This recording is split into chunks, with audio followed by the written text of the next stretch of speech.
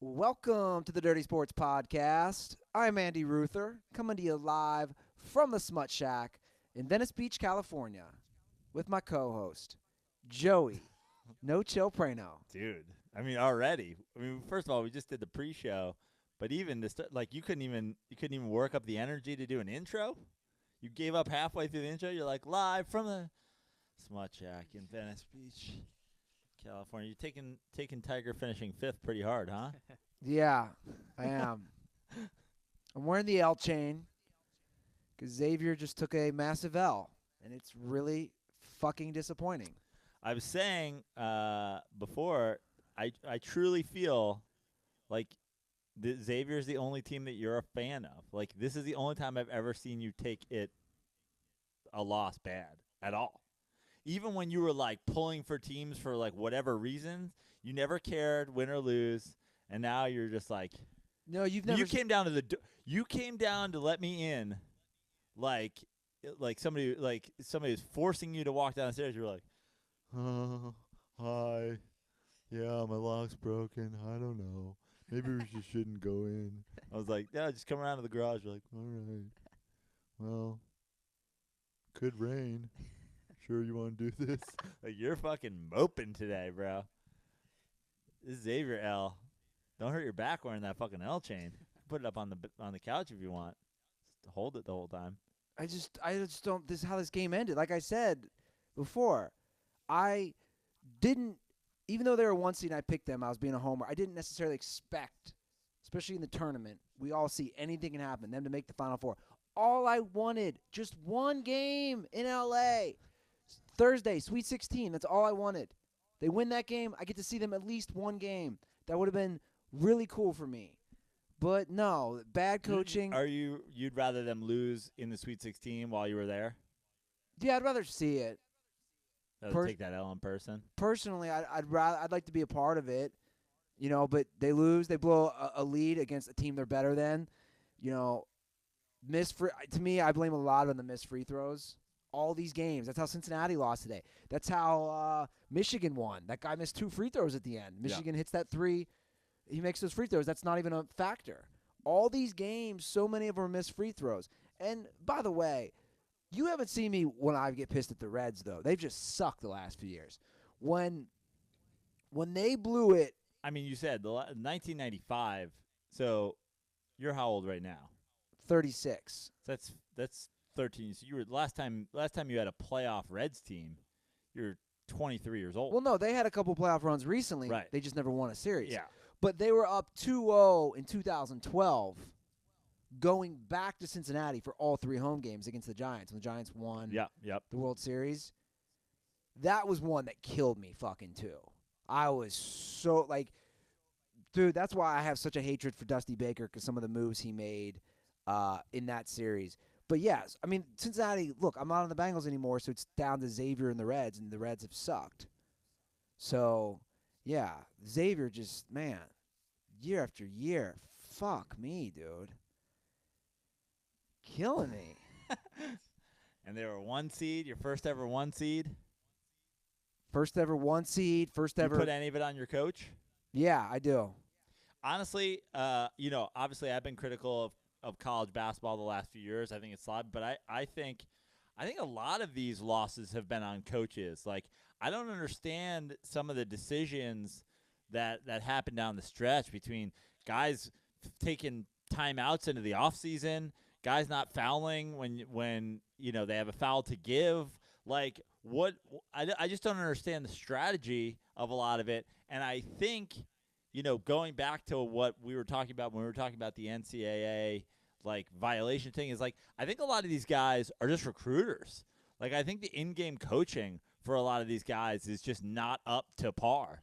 And you look at a team like Syracuse, like Jim Boeheim is a good coach. He makes that foul when you have a foul to give call, and year in and year out, they do better than they should. This is the second time in 3 years people are going, they shouldn't be in the tournament at all. They're going to Sweet 16 again, and I think that's just coaching.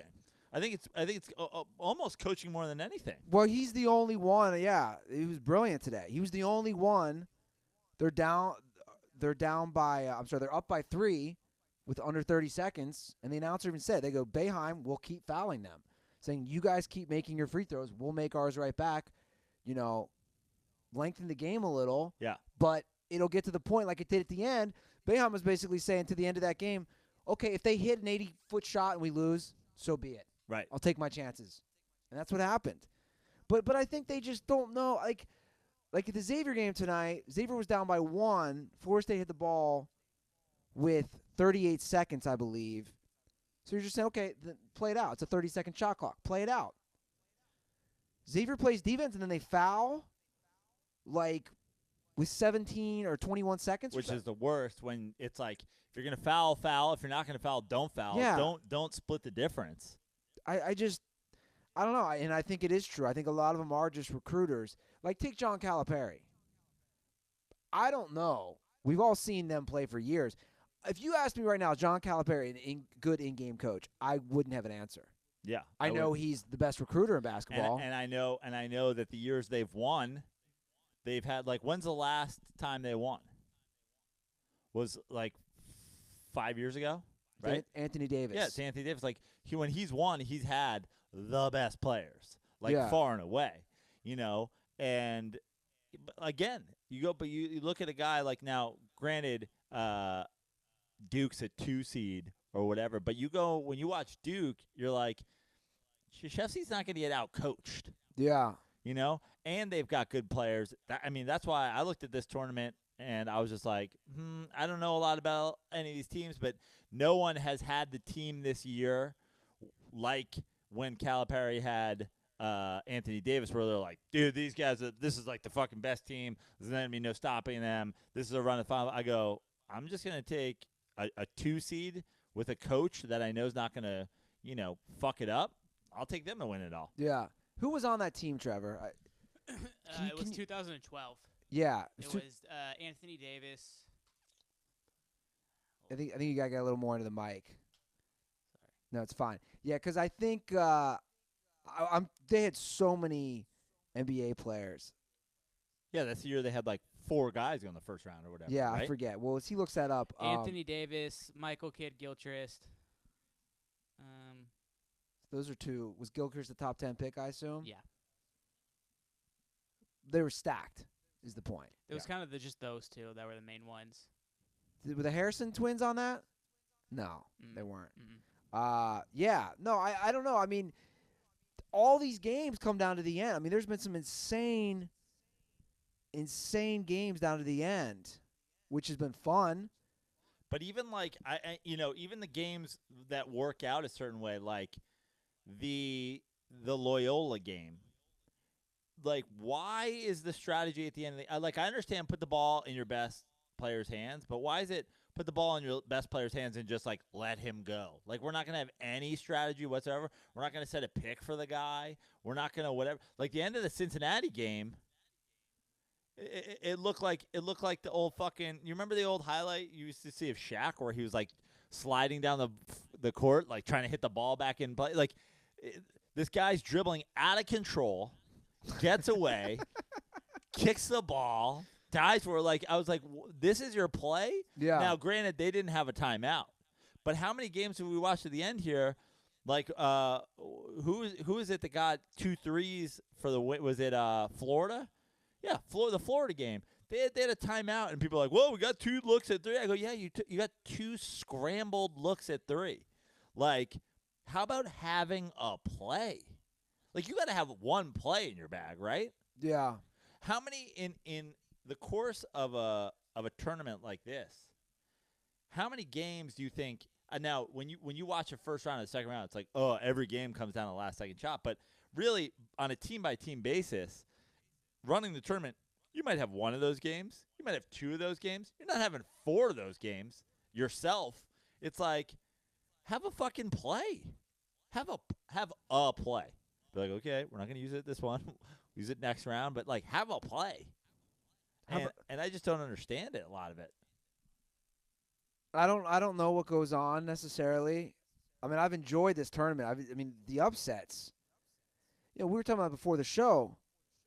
Look at Kentucky's path. Yeah. Look at this path.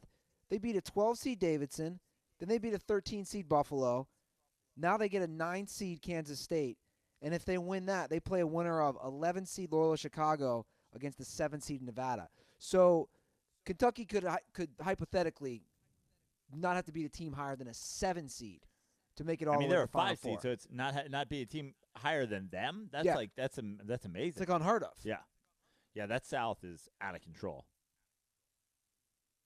I mean, that game, I still, I watched the And then you look at who did Kentucky play in the second round?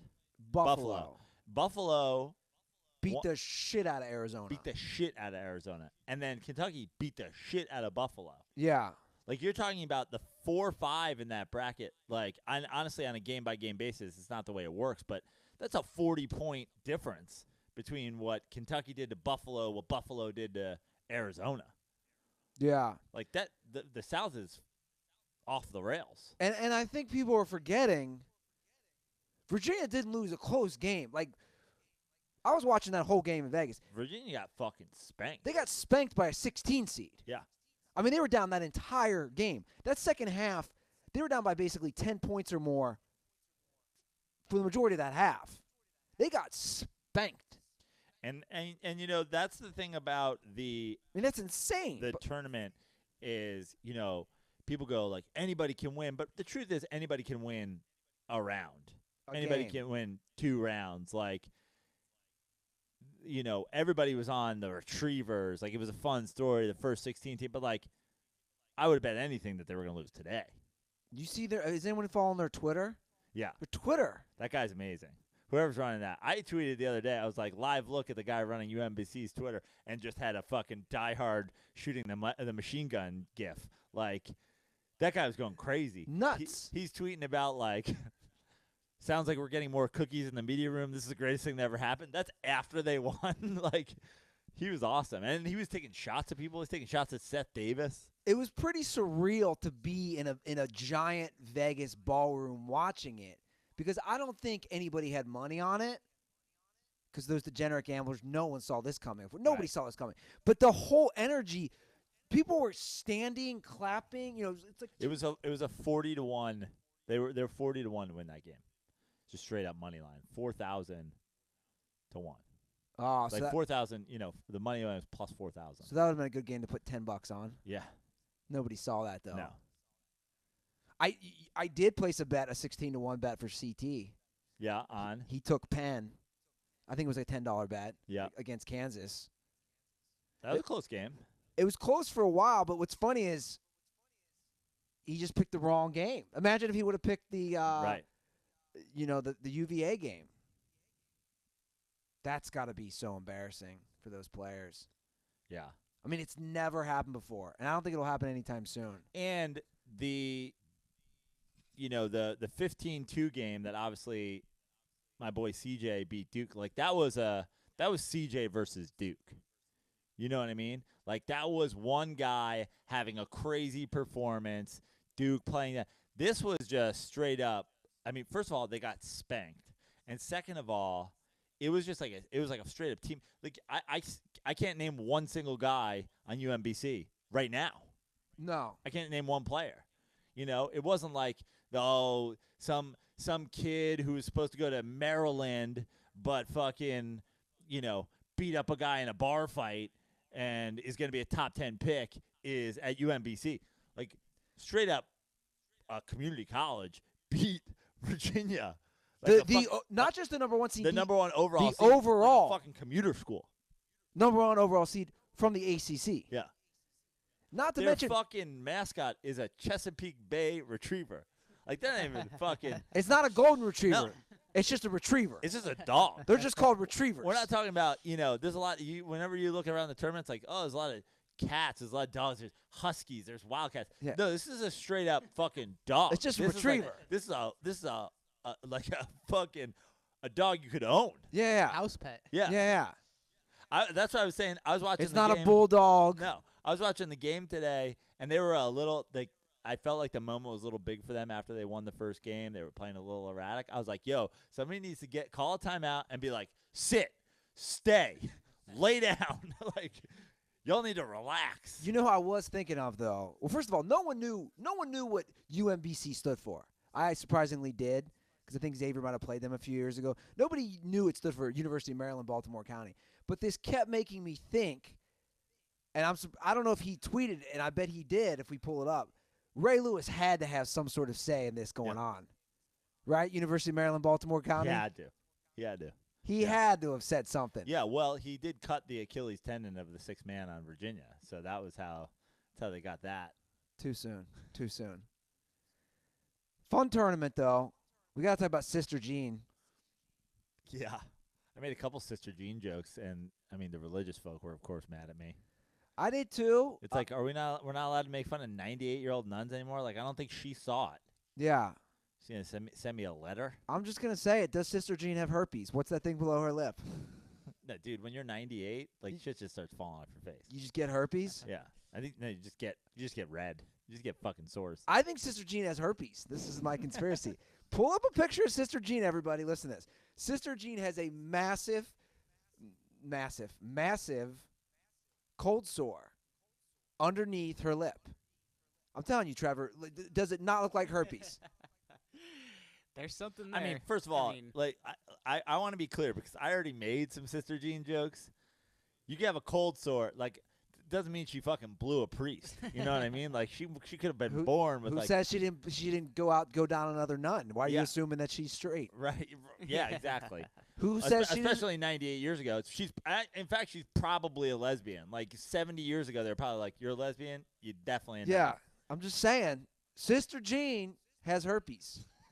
We're gonna title this episode. No, we're not. No, Sister we're not. Jean has I already made 2, herpes. and we're not titling it that. That's for sure. Really, we can't title it "Sister Jean has herpes."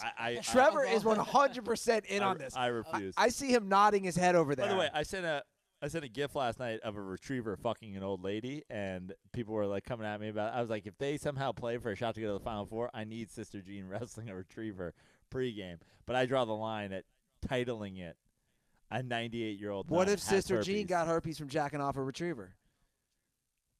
I'm just saying. I ran into that's a more suitable title if you ask me. Sister Jean jacks off retrievers. Man, the only way to get me out of my funk is to make nun jokes. And I'll tell you what, I feel better already. Not just nun jokes, but nun giving fucking dogs hand jobs jokes. That's right, Trevor.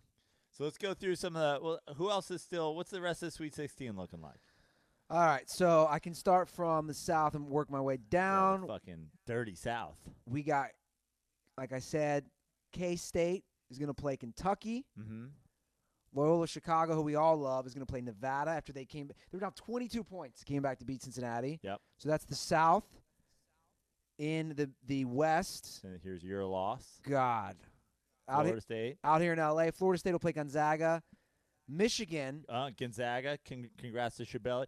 Shabelli came at me, by the way, for not knowing how to pronounce Gonzaga. Don't care. Yeah, not gonna win the national championship. That's for sure. Well, their bracket's interesting now too. Michigan plays A&M, who beat the shit out of Carolina today. So that's all out here in L.A. Moving on the East, Nova, who is just dominating teams, gets to play West Virginia, who beat the shit out of Marshall. Yeah. I wish I'd known, by the way, I completely forgot that college basketball. I wish I had known Dan D'Antoni was coaching Marshall. I would have been on that fucking game.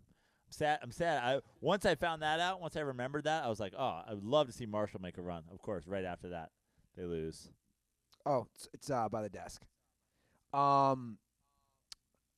Purdue on the ground. Oh, you need the actual cord? I think there's one over here. This is great for the show. Purdue is going to play Texas Tech. That's a 2-3 game. Did you watch the Purdue game at all today? I did not. Purdue game. It was a good game. It was a good game, but it was a bad shot bonanza. It was literally like who can take worse shots and then who's going to miss them. I was watching that game. I had Butler going to like the Elite Eight or something like that. And I'm watching, and Butler's playing defense and forcing these horrible shots. And Purdue's just making them, which, like, I'm watching that game and I'm going, like, I mean, if you're coaching, and again, I have an issue with the way that these games have coached, or if you're coaching them, are you just going, yeah, I guess just keep making them. Like, it was both of those teams.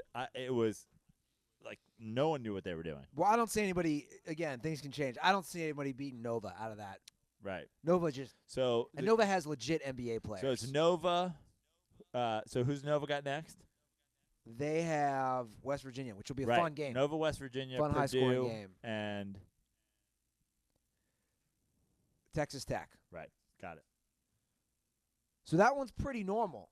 Of the 4 teams, you have a 1. 1, 2, 3, 5. Yeah. Yeah. So that one's normal. Then we move down to the Midwest, where Kansas will play Clemson. Clemson beat the shit out of Auburn today. Yep. And then Syracuse plays Duke, which will be a fun matchup between obviously Coach K and Coach Boeheim. Yeah, a little Syracuse Duke. Now, was it especially upsetting to you that the team that you said didn't belong beat the team that you had winning it all? No, it was a good game. I enjoyed that game. You were more focused on the Xavier game later on. Yeah, and you know what? I was so focused. I didn't move my couch the whole game because they were winning.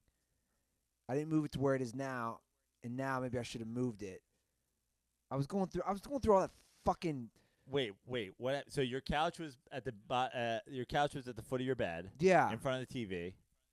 And I sat on it the whole game, and I get like that. You get all fucking weird. Yeah. Like you're gonna jinx your team. Superstitious, for sure. Superstitious, yeah. And then it didn't fucking matter, man. You're right. You're right. It absolutely did not matter. Your couch movement person. And also, you were gonna move your couch to not, and then where were you gonna watch the game from your bed, or just sit on the fucking ottoman? I was gonna stand. I stand a lot during games. I can't sit still. It's tough for me.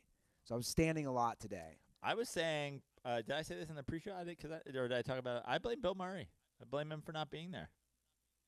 I don't know if he was there. I told you he was at the game Friday. But whenever he's there, they show him like every fucking other goddamn timeout because he's Bill Murray. Unless he asked somebody not to show him. I think Bill Murray was there. Okay. I would like to we'll know. Have to find out. Was Bill Murray there and they didn't show him? I feel like they make a decision. Their first game was against Texas Southern. No one cares about the game. It's a blowout. They're going to say, okay, we're going to cut to Bill Murray because it's going to make maybe people continue to watch this. Last year, would they go to the Elite Eight last year? Yeah. Yeah, last year I felt like he was at every game. I thought he was coaching. Yeah. I actually think Bill Murray could have done a better job the last minute coaching than what Chris Mack did. I just don't understand that strategy. It just sucks too, man, not to go back to that game. Xavier's best player that game and the previous game, J.P. Macura, it just sucks for a guy to get foul out with 3 minutes to go on a charge call. It's just, I didn't see it. I think a lot of the officials in general have been questionable. I feel like there's been way too many foul calls. These games, like they call a lot of fouls. There was, didn't I read in the last minute of one of the games took 18 minutes to play. They're like, and every time they go to the fucking booth, every time they review a call, they're like, well, this will be pretty quick. That's clearly off fucking, and they'll come back 10 minutes later. They'll have it wrong. Like, dude, just let these guys play. Let them play. That was interesting from Vegas' standpoint because, so many people, so many guys I was with were betting, the points. Right. First half, second half. And they knew, these refs are fucking whistle happy. So a lot of these games, you're like, there's no way you're going to cover, they hit the points, but they just won't stop blowing the whistle. And there's so many foul shots. One of the games, what was it, the Kansas Seton Hall game? Yeah, yesterday. And they scored in the last 90 seconds. There was 40 points scored. Yeah, everybody covered. Yeah. If you took points there. I didn't gamble that much actually. What was your biggest bet? I didn't bet much at all. $25 on. I was so baked.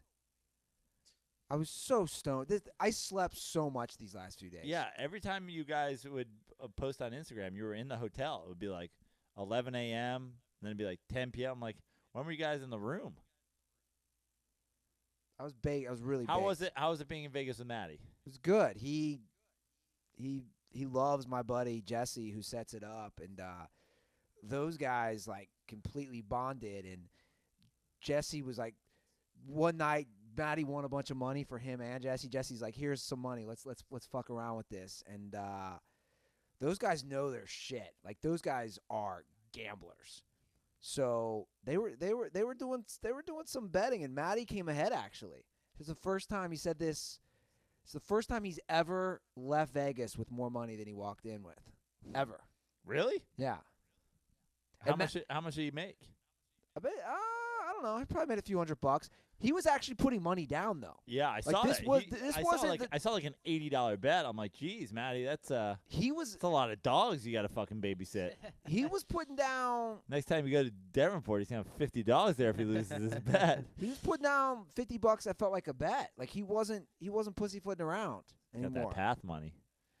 Yeah, I don't know what he's doing, but those guys like bonded. In fact, I was so baked one night. Matty apparently was winning all this money at the craps table, which was apparently hilarious for my buddy. And he's like, yeah. Daddy needs a new pair of shoes and shirt and pants. You would have lost it, though, Prano, for a couple reasons.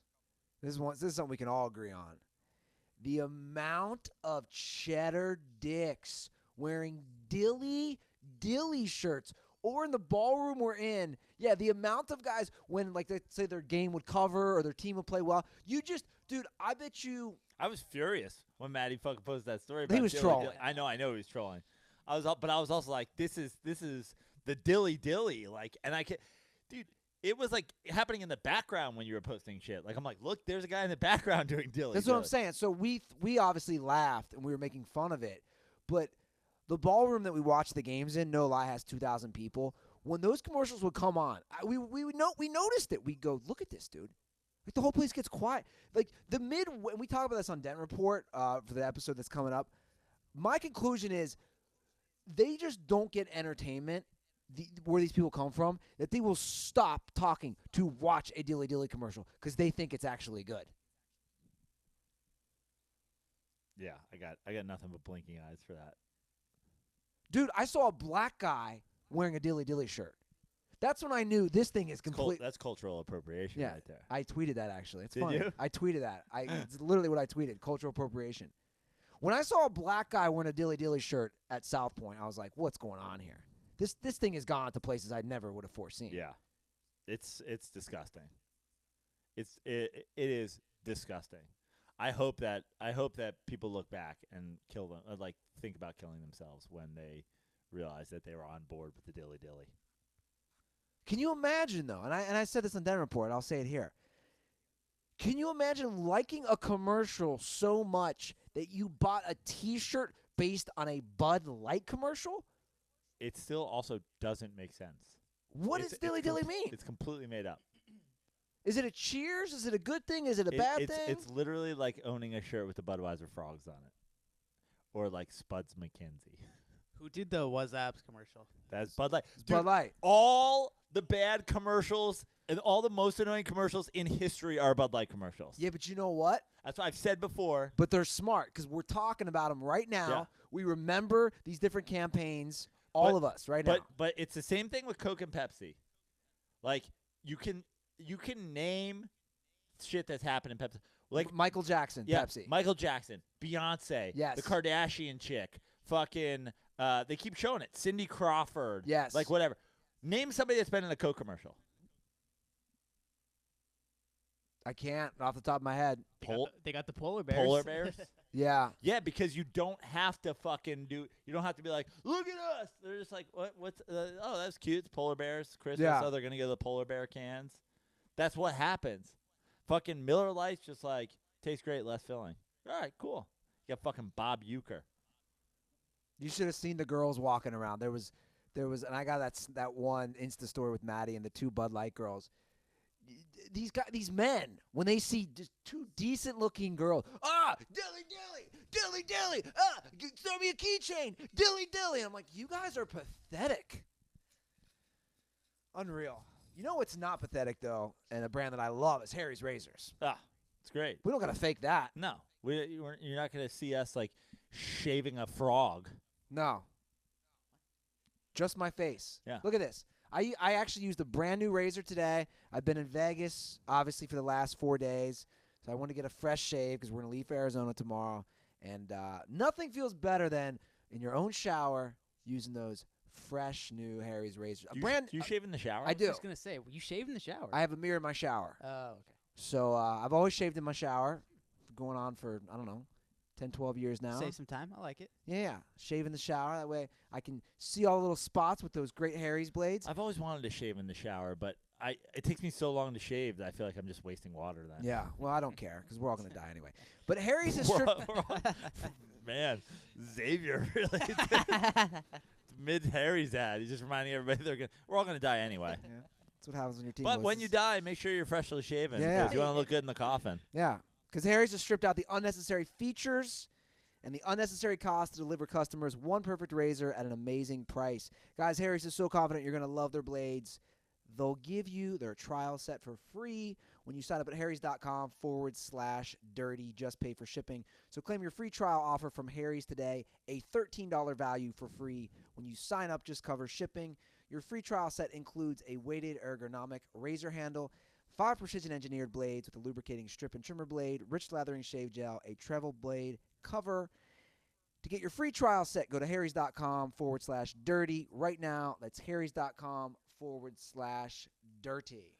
I told you that when I was in Palm Springs, I forgot my beautiful 5-bladed Harry's razor, right? And so I had to buy a lesser brand, and I was just pulling out my stuff to get ready to go for Arizona, and I pulled out my shaving kit, my little Dobb kit that I take for on the road, and I reached in to put my deodorant in and whatever, and I cut my finger because the lesser brand, no travel cover.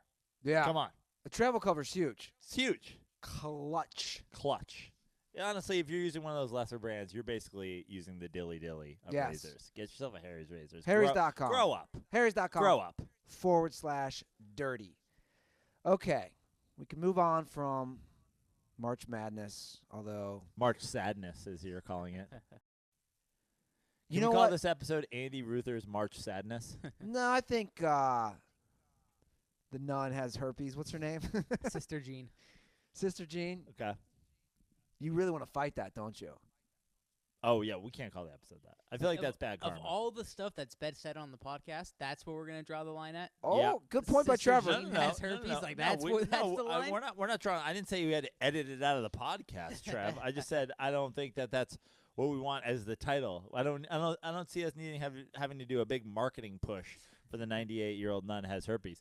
Once you're into the show and you're listening to it, that's one thing. I mean, the things that are said on the show over the years is like there's no going back on that. Like if anybody does the deep dive, it's over. But I don't think we have to promote it. You think Sister Jean ever has said dilly dilly? She's probably said dilly dilly. I bet she said a Bud Light or two in her day. I bet she smashes Bud Light. Yeah. It's always the old nuns you don't suspect that Yeah. just smashes booze. Yeah. Sister Kathleen used to come over to my house and smash beers. Yeah. Then you bang her? No. Who's Sister Kathleen? She was one of the she was the nun at my Oh, this is actual person. my Catholic grade school. Yeah. She'd come over to the house, sit with my mom, smash beers. We had a nun too. She was the assistant principal, the disciplinarian, Sister Sandy. She was pretty evil. Who ironically went to the boarding school that my mom went to growing up. Yeah. Small world. Yeah. I remember Sister Sandy got mad once because I threw a bunch of bugles at people in the cafeteria. And I had to write. And did she hit you? Was there corporal punishment? No, there wasn't corporal punishment. Sister Kathleen used to hit us with a ruler, like straight up, like the yardstick. Yeah, that was the move with the nuns, the rulers. Yeah.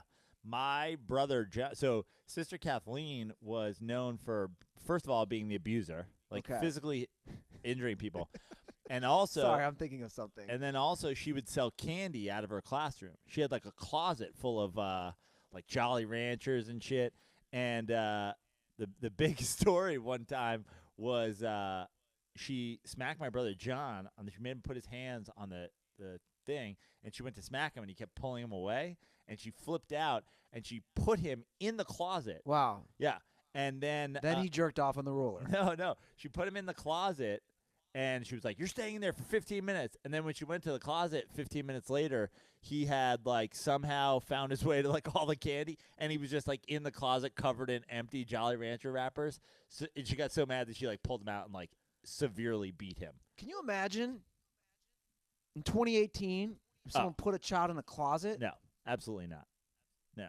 Did you hear about the teacher that fed a dog to a snapping turtle? Yeah. Yeah, they've since euthanized the snapping turtle. They euthanized the teacher. I think they euthanized the principal. Yeah. Like they were like, we need to wipe this from ever happening. I'm all for corporal punishment, by the way. I will be on record saying that. By strangers or like by like your parents or Parents. Yeah. I mean, that's a different story. I don't think somebody that's not your parent should be able to hate you. Well, a nun can. I give a nun a nun. A nun. So the rules, parents or people that have decided not to have sex because they believe in like the fictional fucking sky lord. Yeah. The bearded clouds person. Nuns get a pass. Nuns get a pass. Nuns and parents get a pass. Well, I would Sister Jean. I would be careful as you. Sister Jean's gonna come over and hit you with a yardstick for saying she has herpes. Yeah. So. Or she might give me her herpes. Yeah. I think for sure that this whole age, this pussification. She's like, Andy, we're gonna need to clean your mouth out. Suck on my herpes. Oh, that's disgusting. How much money would it take to lick Sister Jean's herpes sore? I'm gonna go ahead. I'm gonna defer on this one. I'd do it for $1,000. Okay. Trevor, if I put $1,000 in front of you and said lick Sister Jean's herpes sore, you would do it. $1,000, cold hard cash. I'd like to think no, but I mean bullshit. If there was $1,000 cash, if I had 10 $100 bills right in front of you and said a quick 3-second lick on Sister Jean's herpes sore, do you do it? I don't. 1,000's a little low. I mean, it's not that low. I feel like a tuning fork is going off of my head. Like, okay. I can't. I feel like somebody just hit a gong between my ears. No. Sorry, I'm back. Okay. You want to talk some other sports? Sure, or we could just call it a night. I mean, it's up to you, I guess. Because we could go out on the herpy licking. You know, I at this point, that's the only way we should go out. I'd like to give a quick. I'd like to give some quick, like, just say that you've had a really rough weekend. You spent the whole time in Vegas, and your team lost today. It's been a rough couple days. I just want to give that statement, for anything that's been said on this podcast. It's been a rough 48 hours for you. So, well, I stand by everything I said. Okay. So let's talk a little Major League Baseball, because we are headed to Arizona. We are tomorrow. We have nothing planned. Yeah, we do. We have plans. Oh, that's right. Game. We're gonna stop. We're gonna stop at the Cubs game in Goodyear. Reds Cubs. Yep. Reds Cubs on the way in. We got our tickets on SeatGeek. That's right. Oh, I've still never used the promo. Okay, you haven't? Nope. Well, still never have. Blinky guy meme. Trevor, I've saved it for. Get it together. You saved it for tomorrow. Exactly. Dirtballs, if you want to join us, we will. This is Monday night. We will be going to the Reds Cubs game. I believe it's in Goodyear where the Reds play. They share the facility with the Indians. And like Trevor said, he will be getting those tickets via SeatGeek. And I love SeatGeek because we can see exactly where we're going to sit. Obviously, it's a small stadium. It's spring training. But if you guys want to join us for a 6 p.m., I believe, game Monday night, go get those tickets on SeatGeek because, best of all the Dirtballs get $20 off their first SeatGeek purchase. Simply download the SeatGeek app and go to the Settings tab and enter our promo code in that tab, which is DIRTY, D-I-R-T-Y. That's promo code DIRTY for $20 off your first SeatGeek purchase. And not only tomorrow's game, we'll be using SeatGeek for games on Tuesday and Wednesday. So I'm going to go ahead and say this right now because, obviously there's been talk of Dirtballs maybe trying to hang out with us. Yes. So tomorrow we're going to Cubs. Reds in the evening. I'm going to go ahead and say Tuesday we should hit Trevor's Dodgers at Athletics 105. Okay. What do you think? I'm all for it. Trevor wants to see his Dodgers, right? All for it. And I don't believe Trevor's Dodgers play Wednesday. So, I say Dodgers. Guys, if you want to meet us, Dodgers Athletics on Tuesday. And then and again, all those tickets are available all of on them on SeatGeek. SeatGeek. Promo code DIRTY. I'd love to see the Giants, but I don't think we want to go to a night game on Wednesday. I'm going to go ahead and say it's going to be like Padres White Sox on Wednesday. We're just going to go to one game on Tuesday?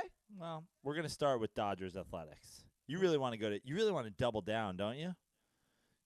You're like pumped up for it. All right, potential San Francisco Giants Royals game on Tuesday as well at 6:05. Okay. 'Cause I would like to see the Giants. Who else plays Tuesday? Angels Diamondbacks, but that's happening simultaneously damn, I would love to see with that. Trevor's. You want to see Ohtani.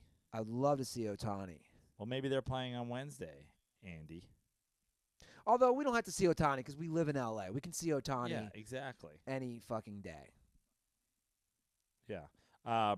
Rockies Brewers at 1. Dude, we're going to Trevor's Dodgers at 1:05. We might be following it up with the Giants Royals or again your Reds at Padres in the evening that on Tuesday. Gotcha. But we're definitely gonna go. We're definitely gonna go see Trevor's Dodgers. So what are the plans? So we drive down tomorrow. Okay. We go to that game. We go get drunk somewhere.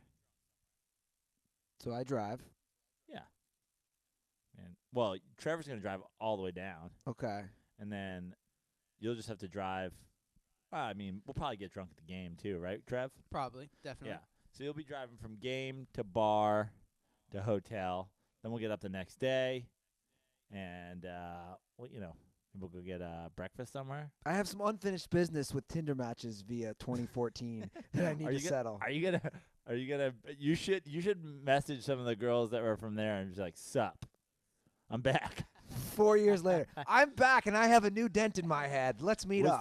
Were we there for spring training? That was when you were on Tinder meeting those girls? That was the mom who almost met me. That was the mom we dished at the bar because No, that was a different girl. a different one. Yeah. God, the denting was just inevitable. The karma. Oh, we completely ditched that girl. Yeah. We walked into the bar and No, so here's what happens. We were doing guest spots at the now defunct Stand Up Scottsdale. Oh yeah. It doesn't even exist anymore. Was it? I think it was Stand Up Scottsdale. Howard Hughes? Yep. Howard From Hughes. Bar Rescue fame? Howard Hughes, more eccentric than the more well-known Howard Hughes, who lived in one room and pissed in bottles and grew his nail out for it. This Howard Hughes, more eccentric. Yeah. So we got guest spots, and then he proceeded to pour copious amounts of alcohol down our – he's like, we're not going to pay you guys to perform, but I'm going to pay you in booze. Yeah. So he gets us hammered. I matched with this girl on Tinder, and Prano kept being like, dude, I don't know, man. I think she's one of those. Like, she looks all right. I don't know in person. I can spot a catfish. Yeah. I don't know, man. And I was, drunk. They usually have whiskers. I was drunk and horny. But remember, I was like, well, she's bringing a friend. So, hey, whatever. The two of us, two of them. And we walked in the bar, and I saw her sitting in the back, and he was right. So I proceeded to do what every normal guy would do and order a shot for me and Joe at the bar, and then not say hi to her, and then head straight to Christie's, an excellent strip club in Tempe. Yeah. Are we going back to Christie's? Maybe. I told you, I have a free night on Hotels.com. Yeah. I like to use, which we got to address the sleeping situation right now on air. Right. So 2 beds. 2 beds and a cot? Or 2 beds and an intern on the floor? I mean. Who's splitting a bed with Trevor? By the way, Trevor, I sleep naked. I'm just saying. I'm saying right now, I'm a 38-year-old man. I'll sleep on the floor before I split a bed with another man. Okay. All right. I need to wake up and have fucking baby Bieber over here fucking little spooning me. We'll figure it out. Are you excited, Trevor? I'm hyped. Dude, first of all, Trevor, how old are you?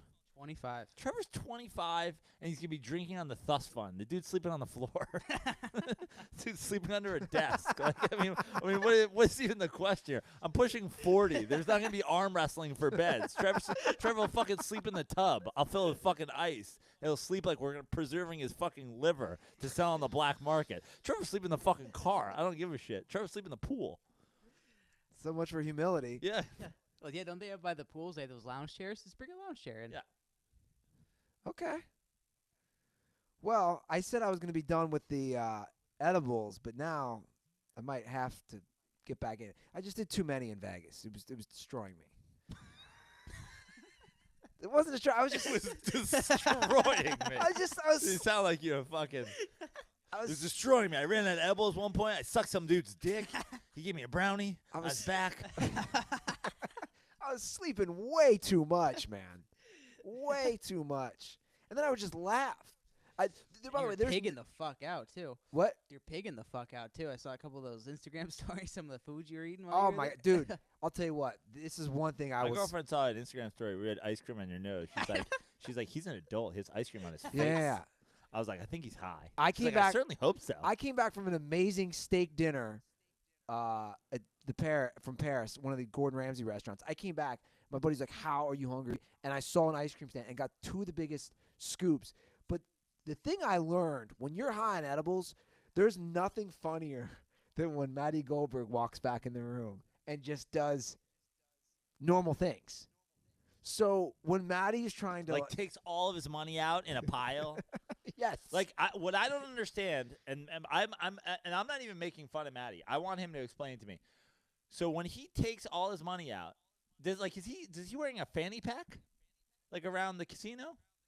When he takes all his money out, it's in a huge pile because that's why you line up your bills. So that's like how it fits in a wallet. He's got them all crumpled. It's taking up literally like 3 square feet on the bed. Where is that when he's holding it? Well, it's crumpled up in his wallet. I actually yesterday. He just have pockets full of cash. This is all over the place? This is how OCD I am.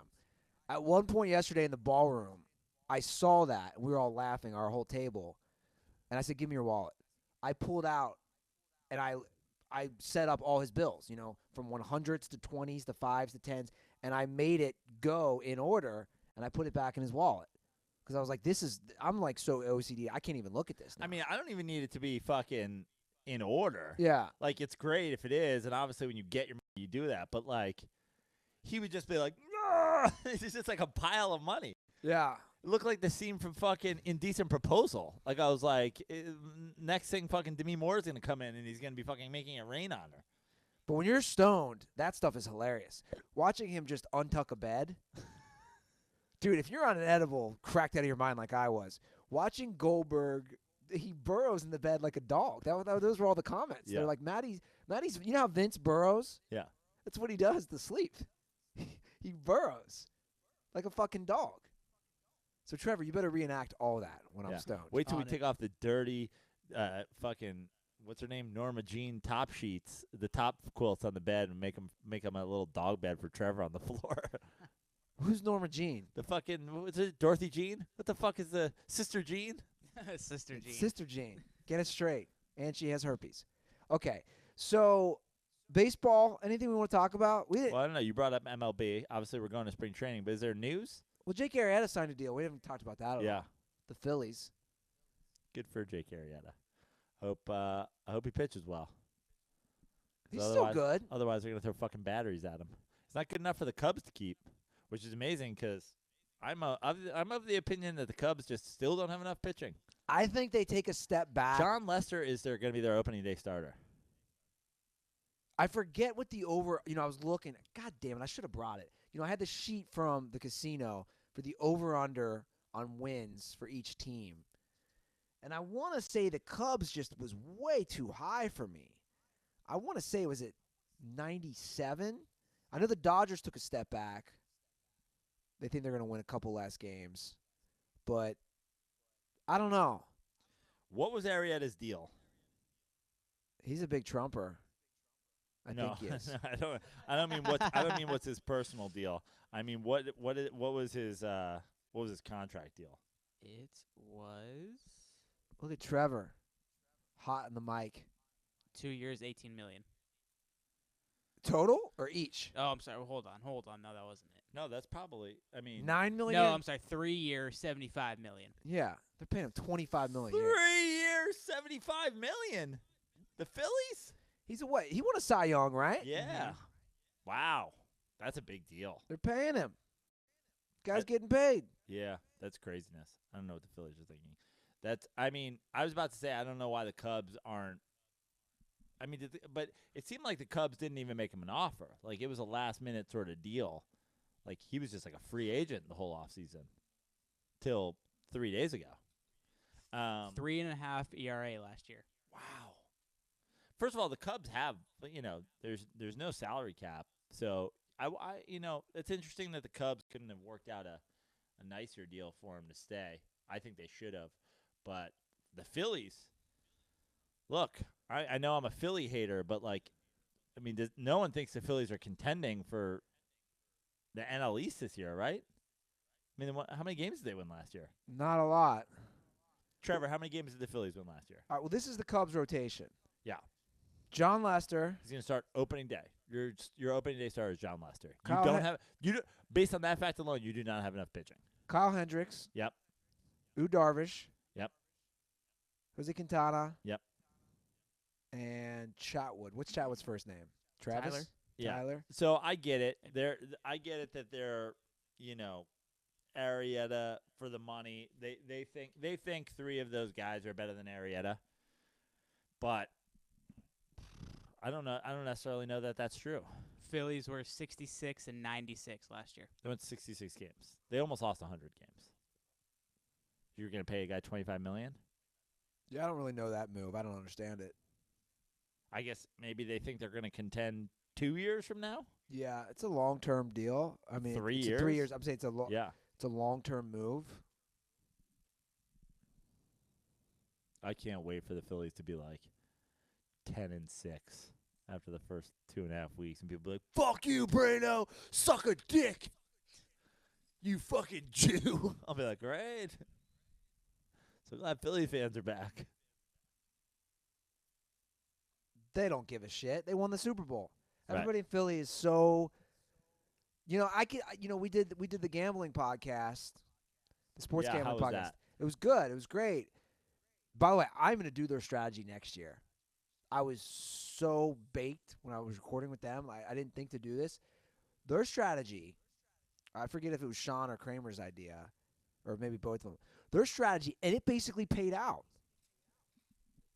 Always take the under on every game the first round of the NCAA tournament. Like just put 10. And I'm thinking next year I'm going to put $10 on every single game the under. Because it fucking pays out. All these games, they're all low scoring. Teams are nervous. It's defensive. Yeah. That was their strategy. I like it. But Sean, you could see, and I even asked him on their show, are you still on cloud nine? Yeah. Because of the Eagles. I think everybody in Philly doesn't give a shit about the Sixers or the Phillies. We'll see. Yeah, will be interesting to see. Because the Sixers, they've already decided that the Sixers, this is the process. They're just going to keep saying the process. Yeah. They win games, the process. If they lose games, the process. It'll be interesting to see if Phillies, if those fans, if they get, turned for Phillies baseball this year. Well, I'm going to hit up a bunch of Dodgers games, I think. I'm usually pretty good about going to 5 or 6 games. Well, we said this last year, and we didn't fucking do it. Respectfully, Trevor, fuck the Dodgers. We didn't go to an Angels game last year. Yeah. We said we were going to. Said we were going to go to the strip club. We never fucking went. And I like going to those games down there too. I like going to Dodgers games. I'm sure I'll go to the majority. I'm sure I'll go to the Mets series plus 2 or 3 games this year. But let's hit an Angels game again. Yeah, no, we should. I just hate how Angels Stadium is in the middle. It's just right off the freeway. Yeah. There's just you go to a TGI Fridays afterwards. You're basically in suburban America. Yeah. Which sucks. That strip club is really good though. See? I think we actually follow their Instagram on Dirty Sports. I think it's Rattlers, Fritz's. I think it's Fritz's. Rittlers, Rattlers, Fritches. Fritz's. Fritz's. It's Fritz's, right? I don't know. That was your last guest to say. You ever been to a strip club, Trevor? I feel Yeah. like. How many strip clubs you been to? 2. 2. What do you know do you know where they both were? The 2. first 2. I've been to 2 different strip clubs in the same night. First one was Santa Barbara. Another one was down here somewhere a couple years ago. I can't even remember. How's the strip club in Santa Barbara? Sucked. It was so bad. Bro, Yeah. by the time I was your age, Oh my God, There's 2? never strip clubs around. Like I've been to 2 strip clubs while I was in high school. We're taking you to a strip club in Arizona. It's lit. there's no strip clubs in Santa Barbara and SLO. How would your girlfriend feel? She wouldn't care. For real? Yeah, she likes strip clubs. She'd go to strip club. All right. Is your girlfriend coming? No. Okay. She can sleep on the floor with you. I never get the girls who get all worked up over the strip club thing. Like you're that insecure. Yeah. There are girls who are that insecure. There's a lot actually. Yeah, I've had girlfriends who fucking get pissed if I went to strip clubs. I've had some girlfriends who are like, "It's cool," and then they're like, "You got a lap dance," and I'm like, "What? What do you think I went to the like? What else would I do at the strip club?" I'm not a big lap dance guy. I like to watch. Okay, that's creepy, especially if you say it like that. Okay. But you can't use Joe Prano's guide to having sex with a stripper for under $100. I don't want to bang a stripper. Oh, I think that's incorrect. That's no, it is. I'm not. That's not the Andy Ruther wheelhouse of girl. It's really not, dude. That's like not the girl that I'm attracted to or that's attracted to a guy like me. Hot girls that are comfortable with their sexuality and know how to work that ass. Not in your wheelhouse. No, I Smell like vanilla, bubblegum. I like more the girl next door. Literally, the girl next door. Like whoever moves in next door, you're like, that's fine. There's a cute girl down my hallway now. Yeah. Yeah. She actually helped me carry my bags to the car for Vegas. She saw the struggle was real, and I was like, "That's very nice of you." And she's like, "I might be going this weekend too." She's like, "You partying?" And I was like, "Oh, am I?" Me and Maddie Goldberg, South Point Casino. You're like, probably eat some edibles, have a couple waffle cones, you know. Go to bed. It is lit, fam. What's up with my door, by the way, where I live? Prano and Trevor couldn't enter because the whole door handle was ripped off. somebody ripped off the handle on Mildred. Savage town, man. You said that the key wasn't working before, right? Well, I said I couldn't. And so here's what happened. They finally replaced the actual handle. Yeah. With that new thing. And now today you can't leave or enter. Yeah. And somebody did not like that, and somebody on meth really was one of your neighbors was really upset that their key didn't work and ripped the fucking handle. This is what happens when I leave town for a few days. Yeah. The sheriff always has to be on watch. Because if I was there, you're gone for another couple days. This place is gonna be on fire when you get back. Yeah. Rip the bobbleheads. No, you're not touching. We got some good bobbleheads. We need some Mets ones, Prano. I know. I don't have any Mets bobbleheads. It's all Dodgers. I used to have Reds. some good Mets bobbleheads back in the day, but Can we talk about this Glenn Davis arrested on drug baby. charges? Yeah. So Glenn Davis was arrested back in February 7th, at a Hampton Inn in Aberdeen. Where's Aberdeen? Oh, it's Maryland. Okay, Aberdeen, Yep. Maryland. He was arrested. According to court documents, the hotel owner smelled marijuana coming from Davis's room. Shocking. He's an ex-NBA player. And when they arrested him, they found 126 grams of marijuana in a briefcase containing $92K in cash. Yep. But the best part is his response video. Yeah. If you haven't seen this video, look it up right now. So he releases a video on a private plane eating Popeyes with a briefcase full of cash. It has 1.04 million views right now. It's the best thing ever. His response is eating Popeyes on a private plane full of cash. This is the ultimate troll job. He's trolling law enforcement. Right. It's pretty amazing. I mean, Big Baby, I'm pulling it up right now. Big Baby Davis. I'm trying to find career earnings. Like, I bet you he made $100 million. yeah. Like, he got, I mean, first of all, he was getting paid as of 2 years. He's getting paid now. He's currently getting paid. Clippers? Yeah. He's currently getting paid by the Clippers. So, there's that. So him having $92K in cash sitting around really doesn't mean he's dealing drugs. And 100, I don't know. Look, you guys will know better than me. What's 126 grams of weed? I mean, 126 grams. Is that what it said? Did I read it wrong? Let me pull up the story. He made $33 million throughout his career. That's it? Mm-hmm. Total cash. That's it. You can buy this fucking. Yeah, building. 126 grams. That's not that much weed. Is that a pound? I mean, What's I a don't know. pound? I don't know the math on it, but how many grams in a pound? Come So- on, somebody do the math. So Trevor. he Trevor, I'm actually just disappointed Trevor doesn't know that one off. Sorry, his head. I was looking up Glenn Davis. I So he- actually oh, wasn't even listening. that's fine. So he made $33 million in his career. Yeah, Which realistic- 453 grams in a pound. So come on. He has half a pound. Yeah, Not that's even. nothing for a fucking guy. For him, he's big baby. You see the pot pies he was eating? How much weed do you think that dude smokes? A lot.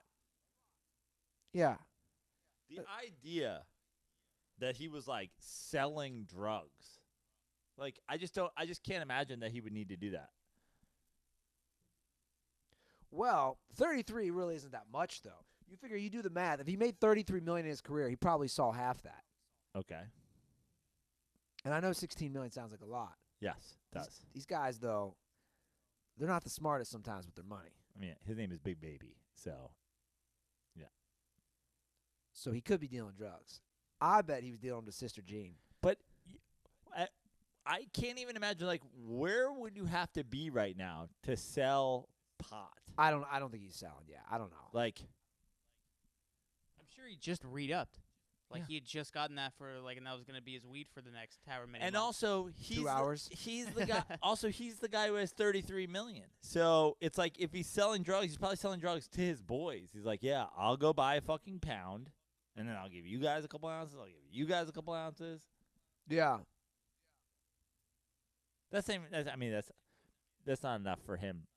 For a guy who made 33 million, that's not enough pot for him to have for him to be like a drug dealer.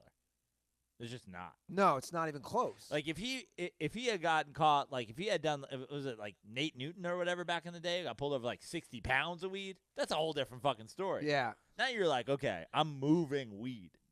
It's always the NFL guys who get popped for trying to deal weed. You remember Sam Hurd? Yeah. Trying to think what he did. Yeah, Didn't Bam Morris get fucking? Didn't he have like 30 pounds of weed too? that's what I'm saying. It's all these ex-NFL players. They're the ones who are always trying to deal the weed. Yeah. So I mean, when you look at how much money Big Baby had in that video, you're like, the dude's got money. He's on a private jet. Like, he has money. Obviously, you can't fake that. It wasn't a green screen private jet. Yeah. Look, I always hated Big Baby. I thought he was overrated. I thought he was one of those guys who was fucking. It's like Well, he's nothing special. He's a role guy. but he was like the Rondo. It was like, oh, you're on that team. Like the only reason anybody knows who Big Baby is because he was on the team with all those guys. So I really don't give a shit. But like, let the man live. If you can't be at a Hampton Inn with a couple 100 grams of weed anymore, In like, Aberdeen. what, yeah, is this America or not? No, it's bullshit, man. That's why- Also, who's going to hotel rooms over the smell of pot? Like, if that's the case, Trevor's fucking definitely sleeping in the car. yeah. I know how to smoke in a hotel. How do you smoke in a hotel, Trevor? I put a little a baggie over the smoke detector. Put a little tape around it. Then go in the bathroom. Turn the shower on for a little bit. And smoke in the bathroom. Turn the shower on for a bit. That's one thing you got to remember about Vegas and Nevada now. It's legal there, too. Yeah. Apparently, there's just some amazing dispensaries now. Not to change the subject, but I didn't realize this. It could have happened as early as Tuesday. The Supreme Court's going to hear the case on sports gambling, which basically is what Chris Christie with New Jersey, made it all the way to the Supreme Court.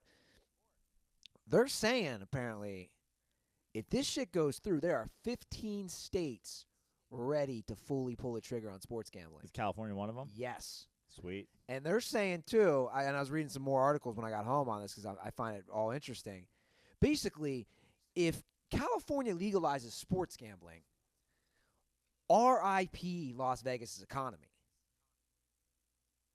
Imagine the effect that it would have. I'm not an economist, but dude, they say on any given weekend, Las Vegas it could be half Californians. Yeah, but I mean, the majority of people aren't just going there to go to the fucking sports book. I mean, obviously, big weekends like today, this weekend when you were there. But like, I feel like think about the guys and how they're in groups and how you're in a big fucking ballroom. It's like I can bet on sports if I want right now without leaving here. That doesn't mean I'm not going to go to Vegas for March Madness. It doesn't mean I'm not, like Vegas is a destination.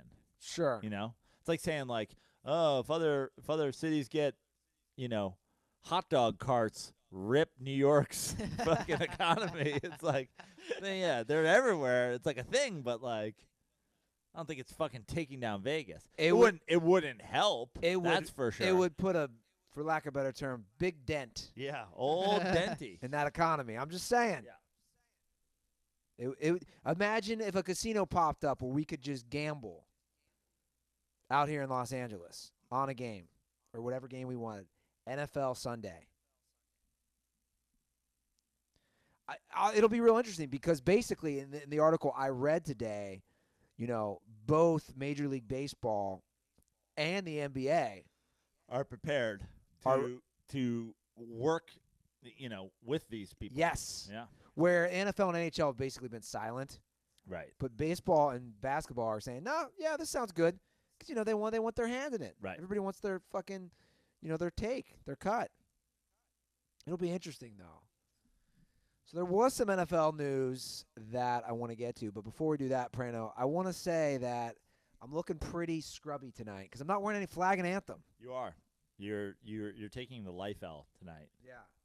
I got my old Reebok Classics on, sweatpants, the L chain, and old Frat Boys of Comedy T-shirt. Throwback Sunday, the old Frat Boys of Comedy. How deep you got to go in your drawer for a Frat Boys of Comedy T-shirt these days? Deep, and it wasn't good luck. But I know if I was wearing flag and anthem, I wore it all weekend in Vegas. Everybody was commenting on my Oxblood corduroys, how good they looked. I know if I was wearing it today, Xavier would have won.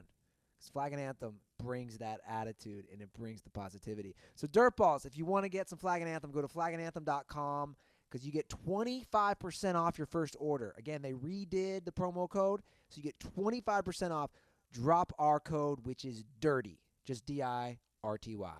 I got to say, and I'm hesitant to say this because when I did this about the Oxblood corduroys and when I did this about the brick red jeans, you got them, and suddenly I've got to call you now before we meet up to make sure we're not wearing the same thing. But my new shit, flag and anthem, these fucking pocket tees. You like those? Soft. Look at this. I got like 4 of them now. Yeah. All different colors. They're soft. They got a pocket. They're comfortable. And now, we're, spring is upon us again. I'm only packing these for Arizona. Just gonna sit around watching baseball games. I think comfy pocket tees. They go nice with the flag and anthem chinos I'm wearing. I think me, you, and Trevor need to rock a bomber jacket photo. Oh yeah, we're gonna with the Arizona mountains and the sun in the background. Let's be honest, we're going to Christie's as the Bomber Jacket Brothers. Okay, we can do that, guys. You can look just like us if you go to flagandanthem.com. First one to take off their flag and anthem bomber jacket sleeps on the floor. Okay, cool. Flagandanthem.com. Drop promo code DIRTY to get 25% off your first order. And again, quick reminder, that's a new promo code. So if you've ordered on Flag and Anthem before, good news, you can order again. Yeah. Use promo code DIRTY. So the Raiders are making some moves. Oh, yeah. Yo, fool. The Raiders. I saw where the stadium's being built. It's pretty exciting. Yeah. Right off the 15 freeway. Can't wait. I'll definitely be going to a game once a year. The Raiders traded Cordell Patterson to the Patriots. To the Patriots. Cordell Patterson to the Patriots. I like this move for the Patriots. Yeah. I like it a lot, actually. I mean, Cordell Patterson doesn't seem like the kind of receiver to me that, fits the Patriot system. They don't have any receivers, though, right now. But I think it's nice for the return game. Stretch the field a little. Yeah, right? and the return game. He's always been a good return man. Yeah. I agree. He might not fit the mold, starting with his ethnic background. But Welker, or not Welker, jeez. Man. Welker. Jesus. Amendola, no, he left like, too. Ben Coates.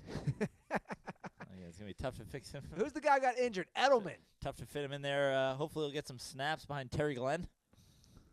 Terry Glenn's dead. Never forget. Is Terry Glenn dead? Yeah, he died in a car wreck recently. Oh. Too soon, Prano. What college did Terry Glenn go to, Prano? Ohio State. Okay, I was meant to say Trevor. Dude, now I'm just losing it. Yeah. The wheels have fallen off. And the Raiders are also going to keep – we talked about this last episode. We weren't sure. They are going to keep Lynch around. Yeah. Because, the roster moves were made, and he's going to get his bonus. I think it was $1 million. So they're going to keep Lynch around. But the big news is that the Jets are really going to go all in on this draft for a quarterback. Yep. They traded up with the Colts to get the number 3 pick. They had the number 6 pick, so they gave a bunch of picks to the Colts. The Jets going all in, and what I deem a weak draft class for quarterback. What do I know? Nothing. But I think it looks pretty weak. I don't know if it's necessarily a weak draft class for quarterbacks. I agree with you. Like, I don't think any of these guys are a sure thing. But it's not often that you have 4 guys at the top. Like, let's say the Browns pick a quarterback 1. I don't know which of the 4 they would take. Do you know what I mean? So it's weak in the sense that I don't think anybody's a sure thing, but it's strong in the sense of there's a lot of the guys there. You have options. Yeah. And I'm really hoping that one of the other teams that needs a quarterback, the Bills, the Broncos, that the somebody. Bills just signed A.J. McCarron. I don't think that's their quarterback of the future. I think. Okay. I don't know. I kind of like McCarron. I know you kind of like McCarron, but I don't think that they're thinking that's their quarterback of the future. I think they're thinking that they're going to draft a quarterback. I'm hoping the Bills or the Browns. I hope one of those guys trades up to the Giants to take our spot. I'd really like to get. I really want Nelson at Notre Dame, so I'd like the Giants to move down to like a 5 or a 6. Get me out of that top 4. Everybody that wants a quarterback, come get them. And it also looks like the Colts are basically saying we think Luck's going to be back. Well, I think the Colts are saying we have a lot of issues. And we're hoping that our quarterback comes back, but we have massive holes to fill all over the field. So they have how many picks now? Yeah, I put this down. They have 4 picks of the first 49. Yeah. So basically, once every 12 picks, they have a pick. For the first round and a half, essentially. Exactly, which is a lot. Yeah. So they're definitely in rebuild mode. I want to see Luck back. I really do. No one talks about it. It's true. No one is talking about Andrew Luck and how good he was. Yeah. And I think it's good for the league because everybody likes a redemption story, Andy. What we do. We love the redemption story. Look at me. I am a redemption story. Are you? Yes. From the denting to Xavier losing. It's a giant redemption. By the way, I saw this Dirty Sports drinking game. Can I bring this up? Yeah. But no, it's not a Dirty Sports drinking game. It's an Andy Ruther drinking game. I think it crosses Dirty Sports, Dent Report. I think it's all things Ruther. Kind of a weak game, I'll be honest. I thought there were some good ones in there. Yeah, but there's certain things I don't say that much. Well, this person who invented this game disagrees. This is at @crypto_rant. First of all, you got to do our new logo, bro. I appreciate the effort. You got to do our new logo. He's going old school. The Andy Ruther drinking game, throwing them down. I like that he made it. By the way, I like that he made it look like an Old West fucking wanted poster. So this is it. When Ruther says, "But that's my point," equals chug some beer. I'm cool with that one. I heard in the Joe Rogan podcast equals 1 shot. I don't bring up Joe Rogan that much. You do. Yeah, you do. I disagree on that one. Yeah. Do I? I was listening to Rogan the other day. Like every other pod. Every other pod, that's not that much. Every other pod, you bring up another podcast. I'm a big fan. When I used to work on Lance Bass's radio show, it was 1 shot. That's probably once. What do you think, Trevor? Once every 10 episodes, you're not bringing up Lance that much. Prano? Yeah. We'll say 5. I'll say 5. You bring it up every once in a while. You're like, I always was working for Lance. There's always some connection to Lance. Fucks up an ad read equals 2 shots. Well, then you're dying. Yeah. Old Rutherism, make it a double. Brand new Rutherism invented equals double shot and finish your beer. That's a pretty good game. Yeah. I change up some of these. How come you guys don't have a drinking game for Prano, huh? Yeah. Huh? Just saying. Yeah. I'm not a redemption story. Can I So. can I say something pretty funny too? Speaking of dirtballs, Matty Goldberg had an intimate dinner with the dirtball. In Vegas? In Vegas? Yes. Just a one-on-one dinner with the Yes. dirtball? Yes. Dude, Goldberg's got issues, man. I love Matty. And Matty, I'm not trying to throw you under the bus, but it's so funny. Shout out to our boy Bobby Hank. Did you see the shirt he was wearing? Who? How was that? No, I didn't. I shaved my balls for this. Are you wearing sunglasses in that picture? I'm baked out of my mind. I got free glasses from the Dilly Dilly whores. So, Dilly horse. the Bud Light girls. I don't think they're Anyway, putting that on their resume. So I'm The really Dilly horse. I'm really stoned when I meet this kid. He's a nice kid. He's from Texas. He's from Dallas. Blah, blah. I'm really baked. I don't last too long. I go up to the room to crash for a few hours. And apparently, him and Goldberg went and had prime rib together. Nice. So sorry, Bobby. I know I was a little baked. And by the way, apparently some dirtballs think that I'm intimidating when they meet me. I'm the most unintimidating pussy guy. I can agree with that. How am I intimidating? Because you're so angry at them all the time.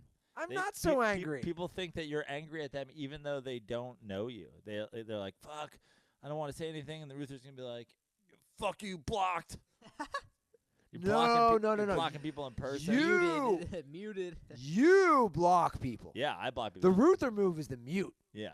So they don't know they're blocked. I don't want to give people the satisfaction of knowing that they annoy me. You're like the Kembe Mutombo out here, Yeah. with I your don't give a blocks. fuck. Like, once you're out, you're out. In fact, somebody fucking tweeted at me today. I was like, didn't I block you? Like, how'd this guy get through? I was like, you started a new account? I got to do a shout out to my boy, The Real Shoop. The Real Shoop came out last night to my show at the Laugh Factory in Long Beach. And he tweeted today, dope night, got to meet and watch Fix Your Life Kill It at the Laugh Factory. Now let's go get drunk. He came out. He brought a crew with him. He was pushing the Dirty Sports podcast on the rest of his crew. He's talking up the Kobe Bryant shot challenge after the show. So thanks for coming out, Shoop. Appreciate it.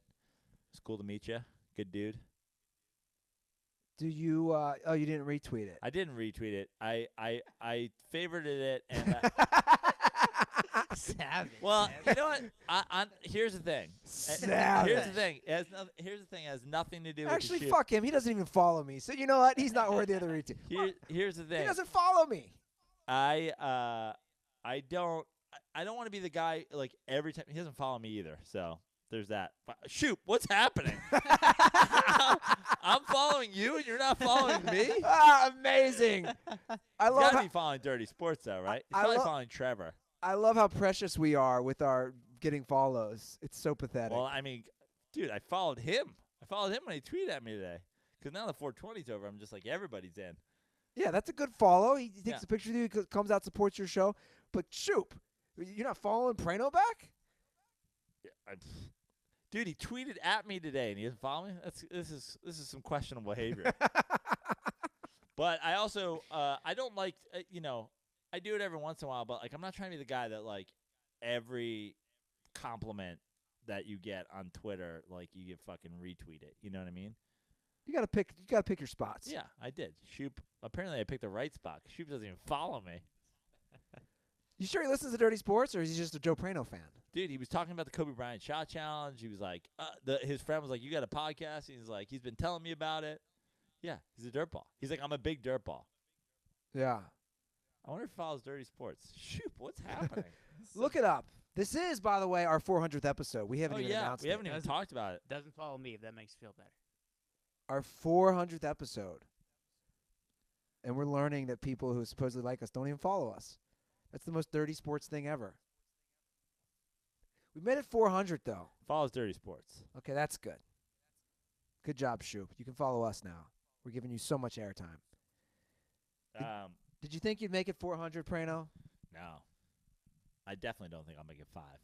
Between now and 500, this whole thing's gonna collapse. You say this every time. Prano predicts. Yeah. You might still be here. I'm not gonna be here. I won't be on the 500th. You're full of shit. I can almost guarantee it.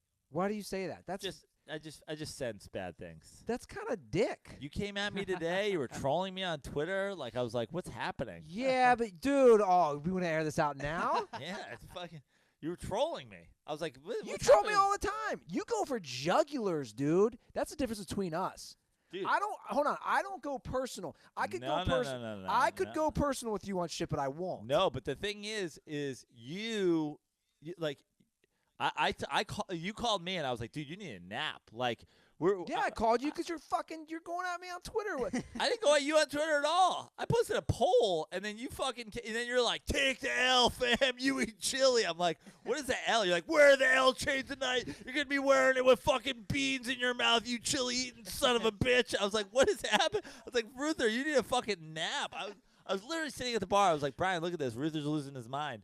And I mean, like, you just wouldn't stop. And then you're replying. I was like, you're spending 200 characters for, like, because I ate fucking chili on spaghetti. Because you enjoyed that chili. Admit this on the show. You enjoyed that chili. I saw the FaceTime. You were enjoying the chili. I saw it live. I was enjoying. Why did your brother Mikey call me? Because he knew how much you were enjoying that chili. No. And we need visual documentation. You enjoy chili on spaghetti noodles. I do not. I can say for a fact I do not. I don't even know I don't even know what we're arguing about. You're telling me what food I like? Because I saw you enjoy it. I saw you enjoy that chili. I was enjoying the fact that my brother was fucking hilarious enough to go, dude, you take one fucking bite. Like, he's like, you want to try this fucking chili? I was like, sure, I'll take a fucking bite. I take a bite. Boom. The FaceTime's out. He's fucking FaceTiming Ruther. I was like, all right, I got caught eating some fucking chili. And enjoying it, for the record.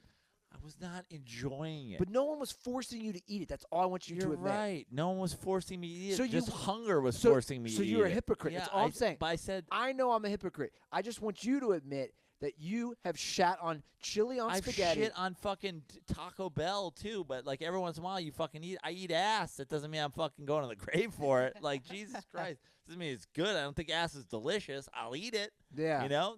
When the circumstance calls for it. It's in right now, by the way. What's in right now? Eating ass? And comics talking about it, I've noticed. Yeah. I've seen a lot of comics do bits on eating ass. Mostly black comics. Anyway, that's besides the point. Prano. That was my point. You know, things happen one-time things. It doesn't fucking mean everything. That's why I was like, dude, you're just going to come at me. Yeah, but again, that's by the way, speaking of which, we're going back to Christie's, so take it easy. You go for the jugular. Trevor's gonna I don't go for the personal jugular. I've said this before, and I've always said it, and my friends know it, my family's know it. Unprovoked attacks will be, like, it's like Pearl Harbor. Like, you sneak attack Pearl Harbor, dude, we're going to fucking bomb your entire country. Like, we're going to drop fucking atom bombs. Hold on a second. We're just sitting over here, be in Hawaii. You're going to come kamikaze? Bro, we're atom bombing your country. Agree or disagree that you would go to places that I would never go on. Yeah, but unprovoked attacks. No. Unprovoked attacks. You cannot just come at me. I'm just sitting there making a fucking Cincinnati joke because they took a dump at the end of the game, and you're telling me I gotta wear the L chain. I'm like, fuck you, bro. Gloves are off now. I'm saying you have to own up that you like just chili. Came into my house and punched me in the face. I don't like chili on spaghetti. You do. I saw the visual. I saw the video. You were thoroughly enjoying yourself, and I wish we had. It's a shame that it was on FaceTime, not an actual video recording. I know. Because I would love to show the dirt balls. I'd love to show the dirt balls some videos too. You were putting that food in your mouth, and you had such a happy look on your face. And I believe at one point you even said the words, "God damn, I wish I had some Skyline right now to top this off." Skyline is literally one of the worst things I've ever eaten. Uncooked, like they put fucking raw onions on them. What the hell was happening? But did you see? By the way, we also got tagged in multiple. Did you see the shit brown and green fucking St. Patty's Day? Yeah, I didn't comment. I didn't comment on that. Fuck you, Trevor. Fuck you. Along with all the other dirtballs, like I'm the spokesperson. I've said you are. No. Yeah, you are. Look at this. Fucking he's Pearl Harboring me over chili right now. And I've said this time. Hold on. I've said this time and time again. Right. If I had to choose between one chili establishment in the city of Cincinnati, between Gold Star and Skyline, I would take Gold Star. So I'm not this giant advocate of Skyline chili. I like the thicker meat, which is Gold Star. Yeah, pull that clip. I like my meat thick and brown and spicy. But you're out of control with how you handle things. That's all I'm saying. Dude, once you weren't ready for me to call you because I was pissed off. I answered. It took you about 20 rings. Yeah, because I was walking out of the bar that I was at. I was having myself a Sunday fun day, watching some basketball. And then I'm like, some guy's losing his mind on me on Twitter. And I was like, it's Ruther. I was like, it's Ruther. I'm just saying. This dude just got back from Vegas. He's sitting at home watching Xavier basketball and attacking me over some fucking chili tweets. I was like, how dare you? But you know why, though? Because you refuse to admit when you're wrong. That's what it boils down to. There's no right or wrong here. Yes, there is. You know you enjoyed that chili. You thoroughly enjoyed that chili. I'm not going to repeat it. I'm going to do you the solid of not repeating what I said. But, we make mistakes in life, and sometimes, like, you do it. I'm not saying you're a fucking – I'm not saying you're a bad person because you made a mistake one time. Yeah, but I'm not the only one who's made that mistake. That's my point. Of what? Eating chili or dropping an N-word here or there. I'm just saying we both have. We're going back to the scene of the crime. I'm worried about.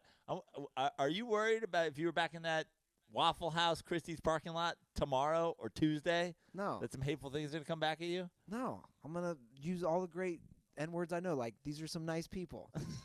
I'm going to use all the great N-words I know. I'm just saying, Prano.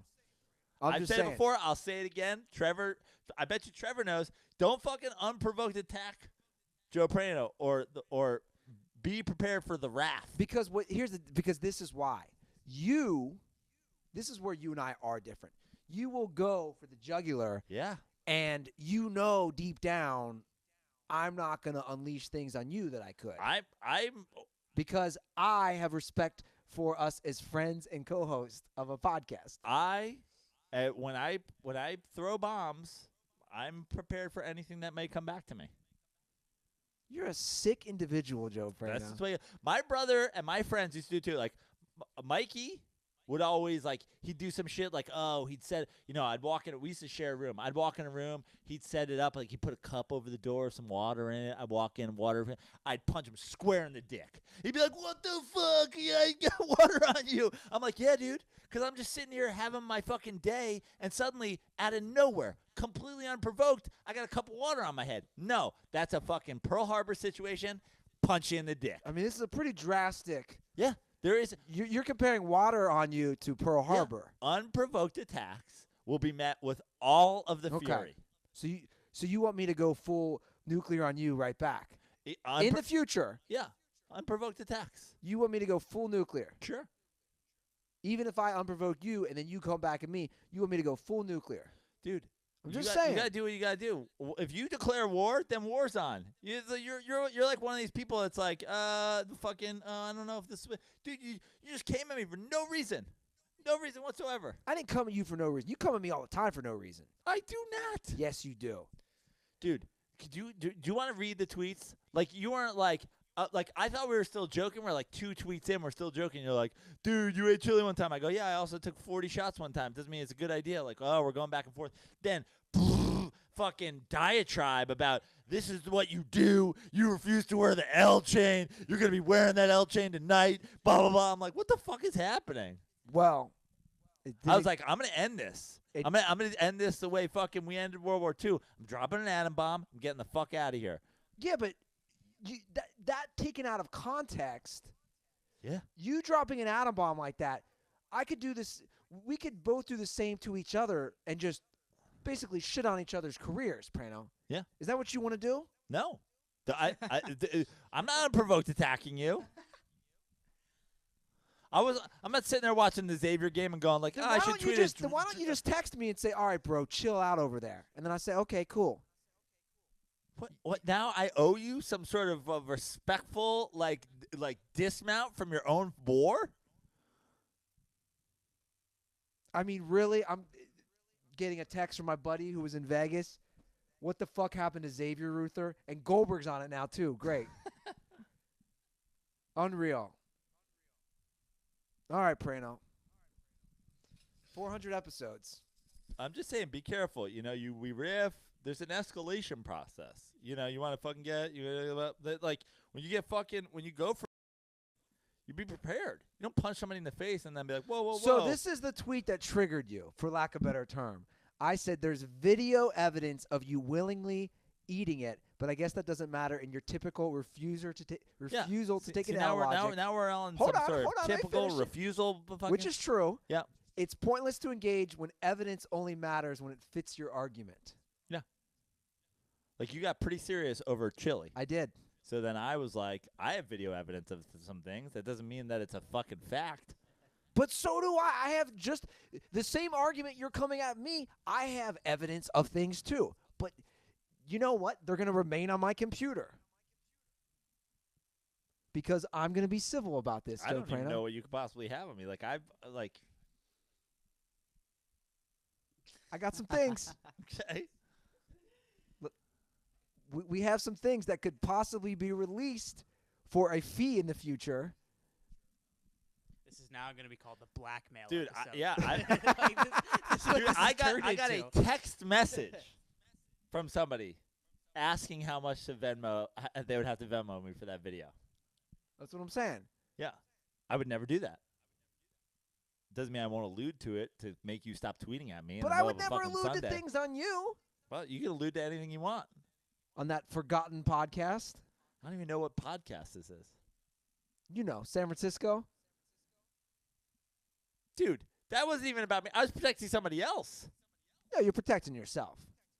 What? From what? You don't even remember that podcast because you were hammered. No. I don't. But it's going to remain, you know the arc. Dude, I'm not worried about anything that was said in that. Bullshit, you're not. No. Or would have released it. I think we said retard a bunch. There were some other words said. We'll just leave it out there. That's all I'm saying. And I would never unleash that. Unless they signed. Same thing for my video.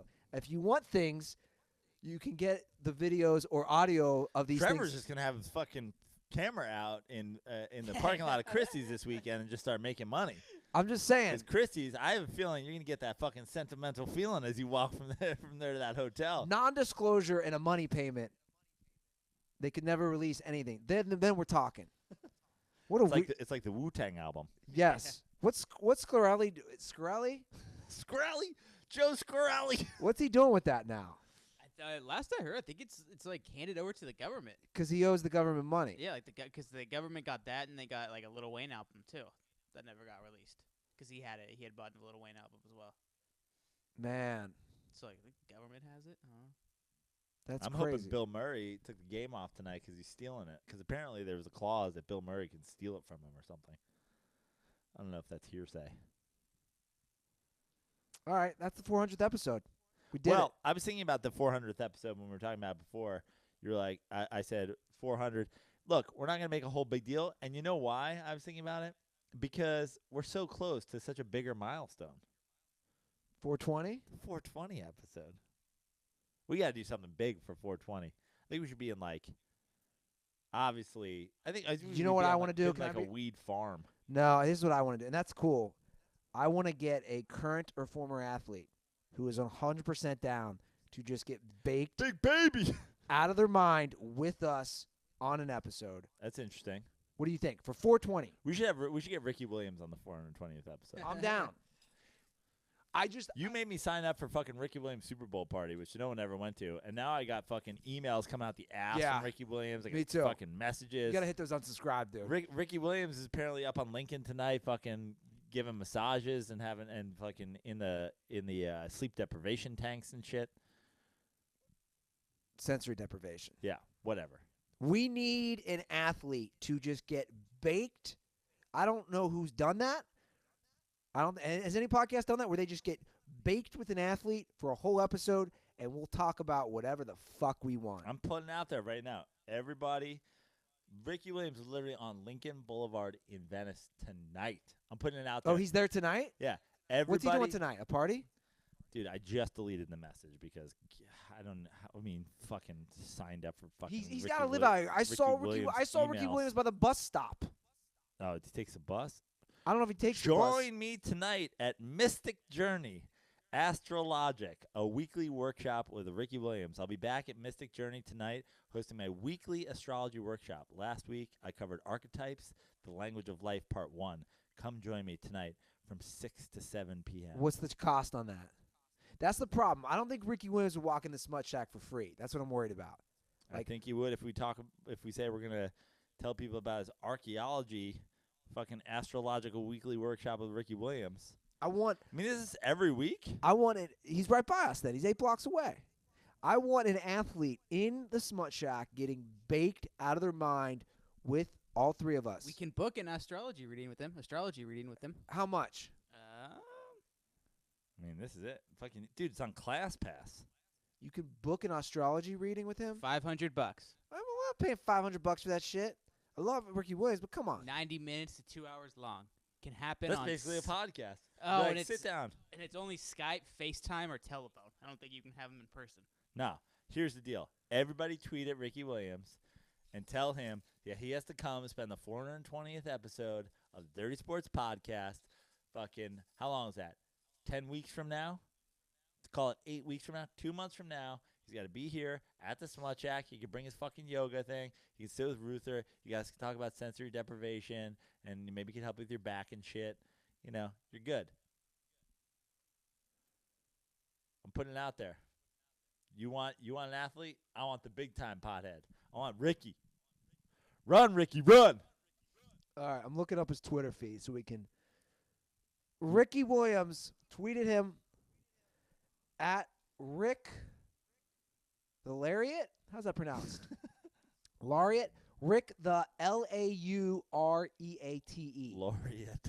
Rick the Laureate. Again, it's Rick. Rick. At Rick the Laureate. Laureate? Yeah. Rick, what does that mean? What does that mean? It's like, I mean, you've heard the word before, right? It's like a speaker. This is what he's doing now. He is giving astrology readings right by us on Lincoln Boulevard. This is what he's doing? Come on, Rick. Come down to the Smut Shack. All right, you guys know what to do. Dirtballs, we appreciate you guys. You guys have been with us the whole way. 400 episodes. 400. Thank you. We did it. A big part of that is iTunes reviews. So keep dropping those iTunes reviews, ratings. You guys know what to do. Please. And tweet at Ricky. Yeah. I don't know. I'm going to say 400 episodes. My mind gets boggled regularly. Like my boy Shoop. How the fuck is Shoop not following me on Twitter? The dude's coming. He's bringing people. St. Patrick's Day. He asked me to go out for beers with him after the show. I didn't go. I was like, I can get back to L.A. so I can drink and not have to drive home. I don't know if he unfollowed me after I didn't do that. But, like, how do people not follow us on Twitter? How do people not rate and review on iTunes? How are people not fucking, using promo code DIRTY to go to, like, are you the kind of person that doesn't go to sporting events? How have you not used a SeatGeek promo code? Are you shaving with some shitty razor? What the fuck is wrong with you? I don't know how some people aren't doing these. There's nothing that we promote. Well, there's a few things, but there's nothing we promote. There's nothing we promote regularly that we don't believe in. Fair enough. Right? Yes. So who the fuck isn't doing these things? Follow me on Twitter at Fix Your Life. Follow Trevor on Twitter at Trevor_Nickel. Follow at The Dirty Sports. Not me. I don't know. I mean, look, your Twitter feed, it's just used for hate these days. Just, just causing, The spin. How he spins things. The Prano Slurpers love it. We're going to get you a nice. You know what's depressing? We're going to get you a nice bowl of chili. Can I be honest at this point that we've done 400 episodes? And I understand because it's my role. Here it comes, Trevor. This is why there will be no 500 together. Right? Here it comes. No, it's depressing that I've learned at this point. There's Prano Slurpers. There's Goldberg Slurpers. Ruther Slurpers are non-existent. There's none. It's like you guys each have your own crew. There's some Ruther Slurpers. There's none. I disagree. I think there's a couple. They're weird. They're fucking weird. I just think they're scared to say hi because you'll yell at them. Yeah. They can't even come out. That's not true at all. You Like there are Ruther Slurpers who are now no longer like that. You've muted, that you've blocked because you're like fuck you. No, I don't mute or block that many people. Muting's basically reserved for Beverly Dillamata. It's been a fun ride though, and I am looking forward to this trip to Arizona. Trevor, our last trip, was an excellent driver. It's one of the few good things he does. Yeah, Trevor's quite a good driver. I'm kidding, Trevor. Trevor, what are you looking forward to? Trevor, make a prediction for between now and the 500th episode. Like how many episodes we'll get to? No, just like make some. I just want a bold nickel predicts. You definitely make it to 500. Oh, you think I'll be here for the 500th episode? Yeah, because I think it sneaks up on you how fast. Because I remember like you did the 300 one. That seemed like it was just. Were you interning for the 300? No. But I remember it. What I'm most forward looking to for Arizona, I don't know, everything. I'm just excited for the whole trip. Christie sounds fun. Can't wait to hit that up. There's a Waffle House right next to it. Oh, we'll hit that up too. We are. We're gonna hit that up. Anyway, guys, thanks for listening. Appreciate all the support. And you guys have been with us since day one. You know, most importantly, condoms are for pussies.